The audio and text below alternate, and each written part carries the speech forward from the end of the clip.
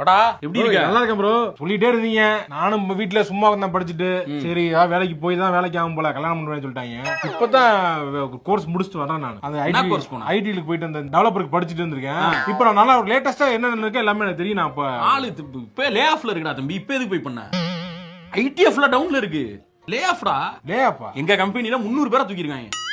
நானே அங்க தொடுக்கிட்டு இருக்கேன். ஏன் டிஎல் எப்ப அவன் கண்ணுல படக்கூடாதுன்னு நானே ஒளிஞ்சு மறைஞ்சு வாழ்ந்துட்டு இருக்கேன். என்ன சொல்றீங்க? ஆமா, ஏன்னா படிச்சுட்டு வந்திருக்காங்க. இப்ப காசு ஒன்னேரா படிக்க சொன்னது. எவ்வளவு வித்தியாசமான விஷயங்கள் இருக்கு. ஒருத்தன் ஒரு குழியில குதிச்சா எல்லாரும் அதே குழியில போய் குதிக்கிறது. ஒருத்தன் இன்ஜினியரிங் சேர்த்தா எல்லாரும் இன்ஜினியரிங். ஒருத்தன் ஆர்ட்ஸ்னா ஒருத்தன் எல்லாம் ஆர்ட்ஸ். ஒருத்தன் ஃபயர் சேஃப்டி படிச்சானா ஃபயர் சேஃப்டிக்கு போறது. வித்தியாசம் யோசிக்க மாட்டீங்களா? இல்ல வழிகாட்டுறது என்ன தானே போறதுக்கு வழி நான் சொல்றேன் உனக்கு வழிகாட்டுறேன். சூப்பர் வேலை ஒண்ணு இருக்கு. என்னன்னு? கப்பல்ல வேலை. இங்க இருந்து கப்பல்ல எங்க போறீங்கன்னே தெரியாம போகணும். ஆயில் கிணறு இருக்கு பத்தியா, அது கடலுக்கு அடியில இருக்கும்.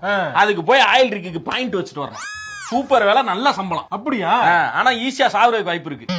பயங்கர டேஞ்சரஸ் ஜாப். ஆனா காசு நல்லா தருவாங்க. வேற ஏதாவது கப்பல் வேலை இருக்கானே? சூப்பர் வேலை ஒண்ணு இருக்கு. என்னது? இதை விட அது கொஞ்சம் இன்ட்ரெஸ்டிங்கா இருக்கும்.